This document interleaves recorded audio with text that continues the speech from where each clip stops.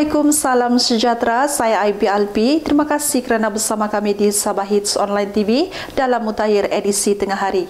Kita teruskan ke tajuk utama hari ini. Program imunisasi COVID-19 kanak-kanak masih berada di tahap rendah.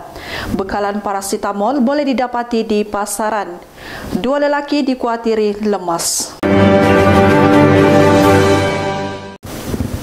Kerajaan Gabungan Rakyat Sabah akan terus memberi penekanan kepada pembangunan model insan selain memberi tumpuan kepada sektor utama Sabah Maju Jaya untuk merangsang pertumbuhan dan pemulihan ekonomi di negeri ini. Ketua Menteri Yang Amat Berhormat Datuk Seri Panglima Haji J. Haji Nur berkata, penekanan terhadap pembangunan model insan dan kesejahteraan rakyat merupakan teras kedua Plan Hala 7 Sabah Maju Jaya. Ujarnya, beliau telah menyatakan perkara ini dalam bajet 2022 negeri Sabah di mana terdapat dana yang besar akan diperuntukkan kepada agensi dan kementerian berkaitan untuk pembangunan model insan.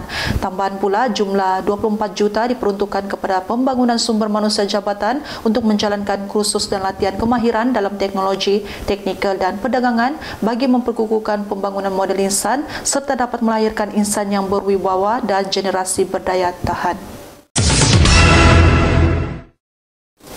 Timbalan Ketua Menteri merangkap Menteri Pertanian dan Perikanan Sabah Yang Berhormat Datuk Seri Panglima Dr. Jeffrey Kitingan merasmikan pelancaran Exim Davetsa 2.0 Jabatan Perkhidmatan Veterinar Sabah 2022 di Dewan Auditorium Jabatan Kebudayaan dan Kesenian Negara pada kemarin.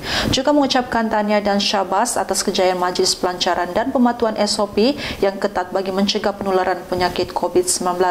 Beliau berkata, Exim Davetsa 2.0 itu sebuah model dari platform data veterinar Sabah yang telah dinaik taraf khususnya bagi permohonan lesen import dan ekspor untuk para pemegang taruh bagi mendapatkan permit mereka sekaligus membayar secara atas talian.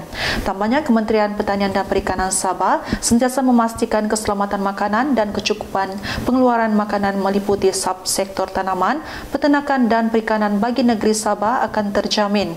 Pada masa yang sama juga, beliau berharap semua warga perkhidmatan awam dan pemegang taruh dapat memanfaatkan teknologi digital ini sepenuhnya dengan cekap. Kita kembali selepas ini. Big Coffee ini so-called Healthylicious Coffee. Kita nak berubah daripada kopi yang tak sihat kepada kopi sihat. Ianya diadun menggunakan ramuan ubi merah, red beet. Saya rasa pengguna hari ini bijak, mereka boleh Google apa itu red beet atau ubi beet merah yang khasiatnya diakui oleh masyarakat dunia, oleh pakar-pakar seperti pakar jantung dan sebagainya. So maka Big Coffee diadun sebegitu rupa dengan 40 gram satu sachet, dengan aura kopinya, rasanya yang setakat ini ramai meramalkan Big Coffee boleh menjadi kopi Malaysia bertaraf dunia. Big Coffee, terasa nikmatnya.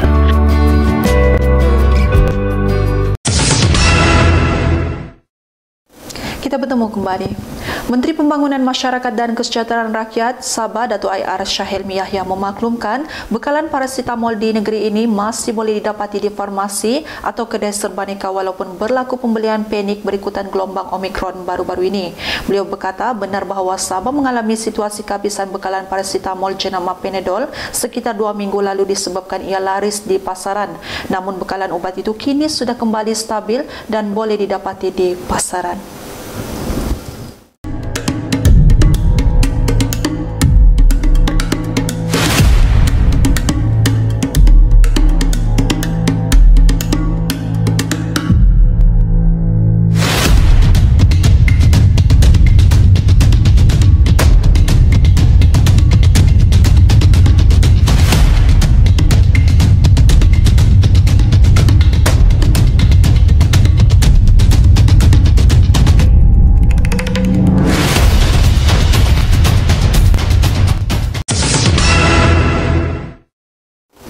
Dua lelaki dikuatiri lemas sekoran bot yang dinaiki dipercayai karam di perairan laut Perapat Tugu Mamal, Kudat pada petang kemarin.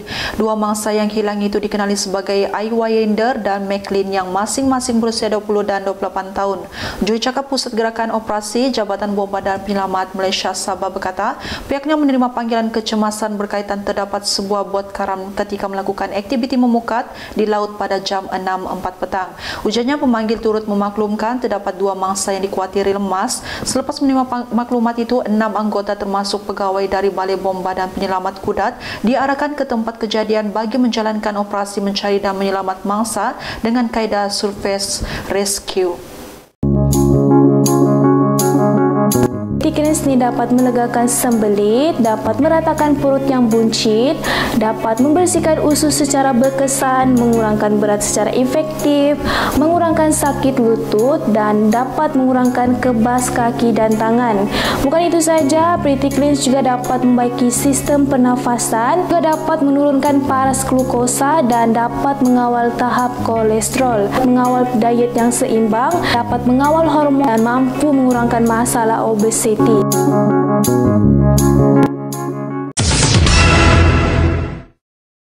Menteri Pembangunan Masyarakat dan Kesejahteraan Rakyat Sabah, Datuk Air Syahilmi Yahya memaklumkan jumlah kanak-kanak berusia 5 hingga 11 tahun yang sudah menerima vaksinasi COVID-19 menerusi program imunisasi COVID-19 kanak-kanak di negeri ini masih berada pada tahap rendah. Beliau berkata Sabah berada di tangga kedua dari bawah sejak PKITS dilaksanakan dan hanya seramai 51,000 kanak-kanak di bawah lingkungan umur berkenaan setakat ini sudah menerima vaksin.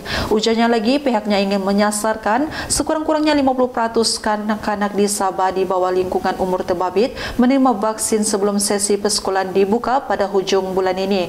Pada masa yang sama juga, beliau berharap ibu bapa di luar sana memainkan peranan masing-masing untuk membawa anak mereka ke pusat pemberian vaksin yang disediakan kerajaan untuk pemberian vaksin demi menjaga kesihatan apabila penggal sekolah bermula. Bila ingin mendapatkan sesuatu, belajarlah memberi sesuatu. Salam Jumaat, salam pengulus galari, saya IB, Sabah Hits Online TV.